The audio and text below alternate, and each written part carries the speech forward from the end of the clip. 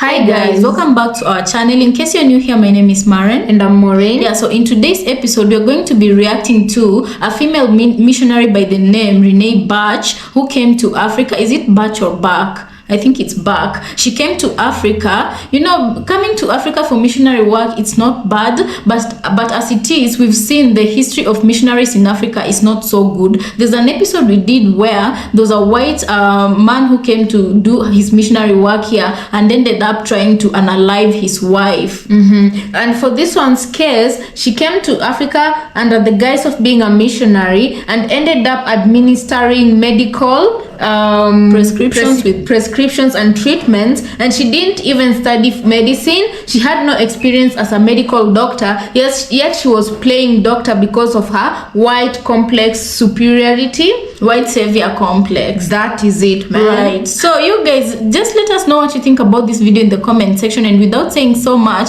let's just watch this story. This is crazy.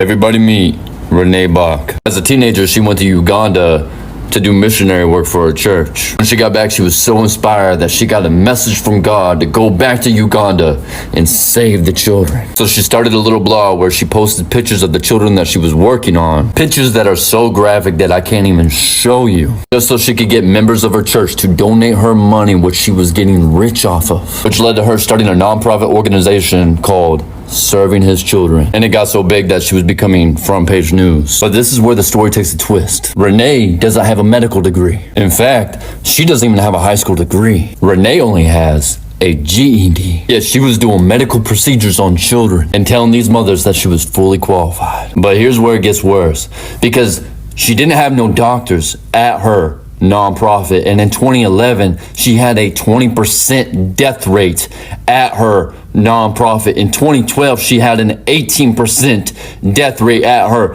nonprofit, and in 2013 when she finally did hire some doctors, she had a 10% death rate. And because of this, 105 children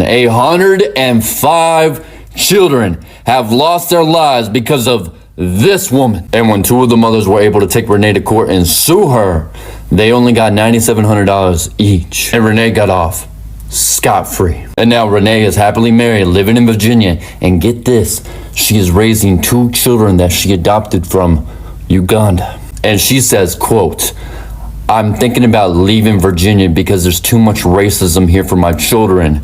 So I'm thinking about moving west to California." And on top of all that, now she has an HBO documentary coming out tomorrow on September 26th where she is capitalizing off of her story where she had no accountability for the death of these children, and she is getting paid a shit ton of fucking money from HBO. And this is the problem with the white Christian missionaries going over to Africa thinking they can save the children even though they have no medical training because they got a calling from God. And to have the ignorance to say that you want to leave Virginia and move west to California because, well, there's no racism in California. This is why you shouldn't be raising black children, because you have the ignorance of a white woman, of the white supremacy mindset, because you have no idea of what the fuck you're talking about, because you have been indoctrinated with the white narrative to think that white people know better and do better, which is why you went to Uganda in the fucking first place, thinking that you could save the children when you have no medical training. And I experienced this firsthand when I lived overseas as a teenager, and I witnessed specifically white Americans treating the locals like shit, pushing them around, acting like they can get away with anything because they have been told and taught and given the privilege to be able to do so without any accountability, and then they just come back to America as if nothing fucking happened. So to all the white people going overseas, you do not own the place and you are not better than anybody. My name's Eric Stone. Doses.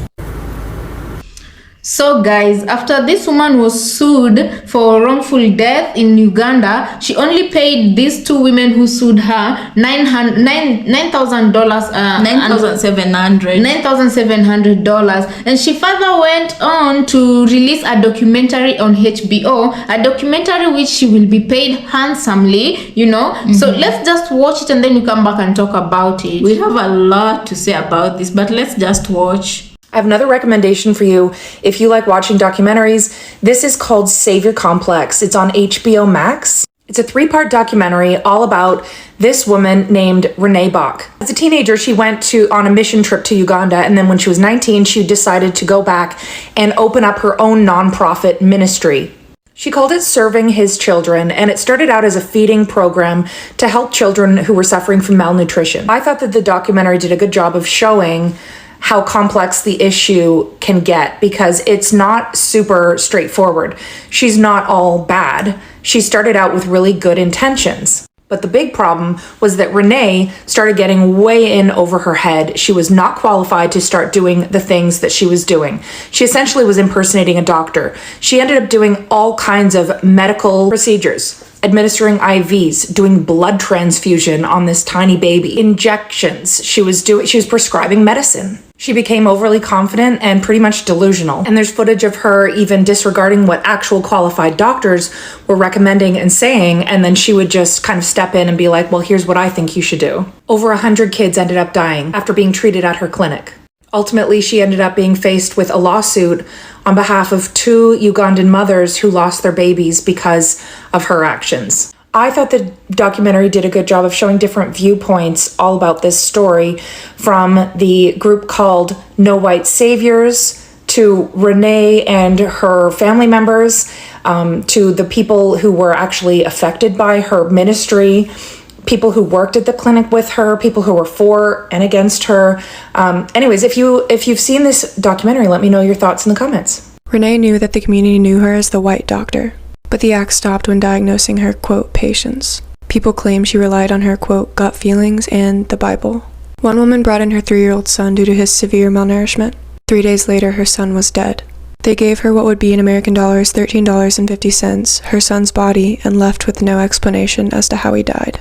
And that's just one of the 105 children who died at the facility.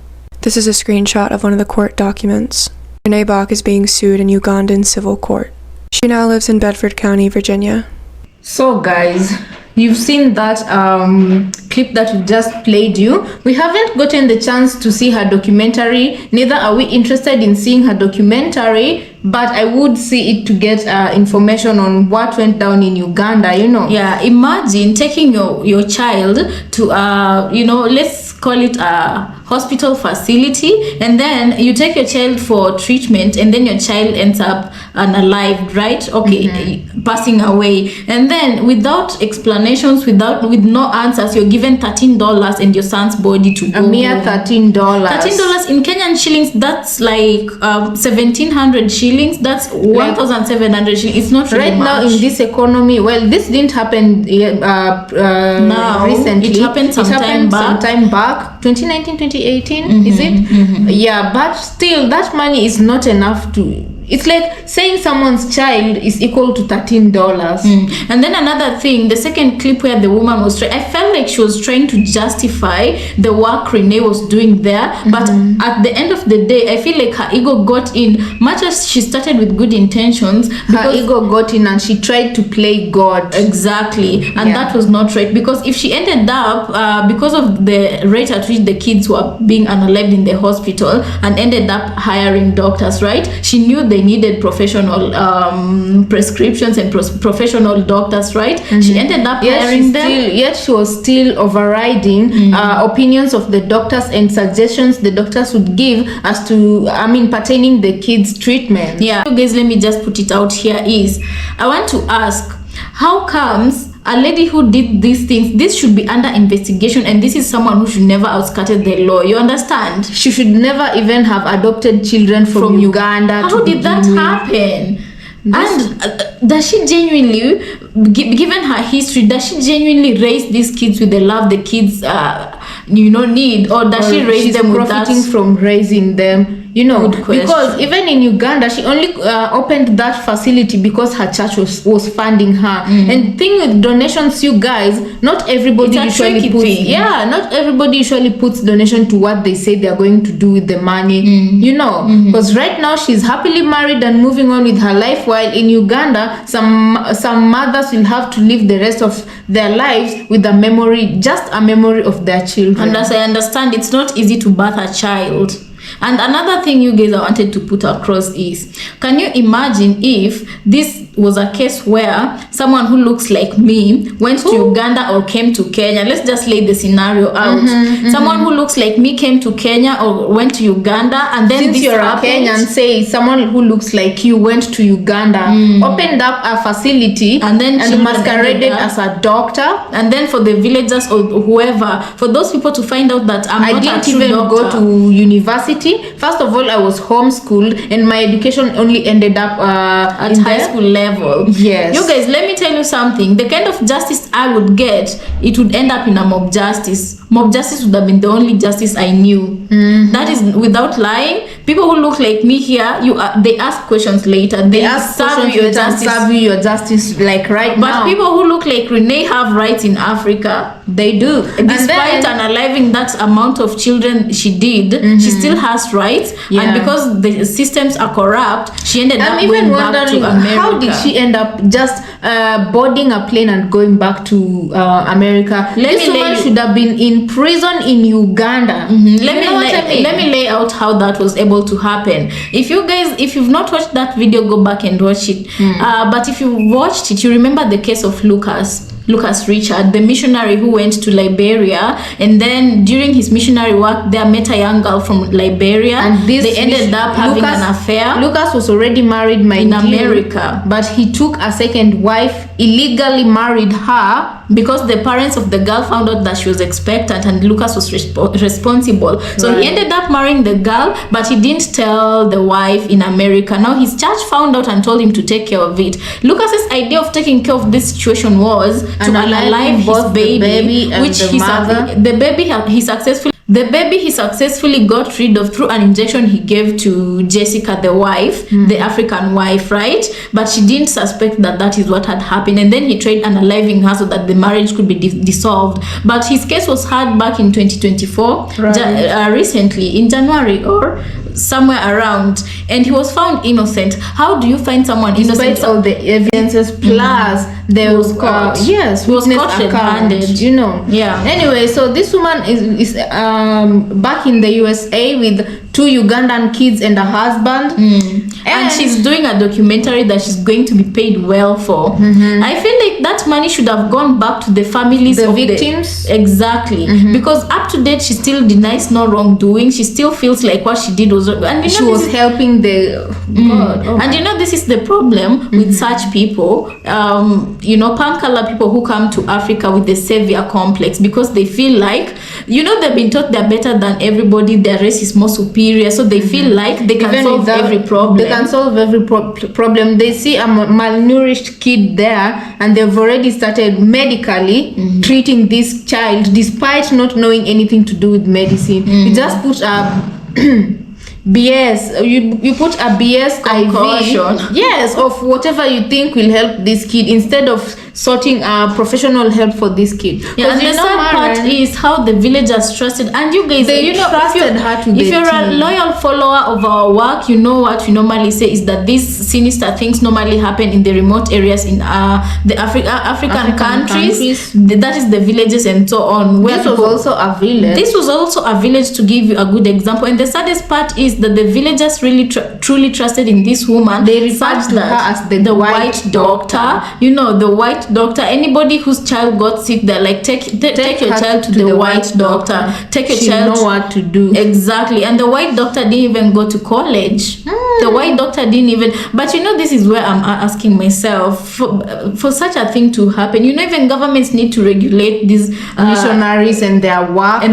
Because if the government was involved, they would have caught it sooner. Right. And I'm asking myself, you remember the situation where Mr. Beast came to Kenya and other African countries, and he erected what are they called?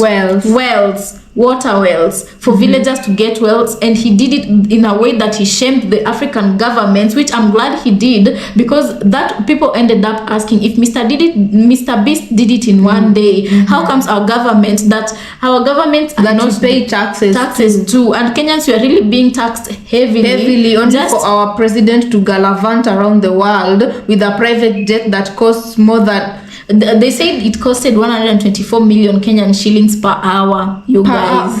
So you tell me, if Kenya, this money, we are that rich. only that it's being mishandled. Yes, the government will claim they found empty coffers when they were coming into the government. You guys, so if they use such monies to establish, to bring, you know, development and hospitals in such villages and pay doctors well to work in such villages, because even having such issues, we won't be having such issues, because even doctors in Kenya, just the other day, doctors had a strike. So when you find such things happening, where will people run to? People like Renee. Yeah, if I as a Kenyan can't find help in the government hospital because doctors are on strike, because they've not been paid. Yes, and the private hospitals are quite pricey, my next alternative will be the missionary hospital where Renee is operating. Yeah, because them, they don't know she didn't even finish high school. Okay, she finished high school, but she didn't go to college.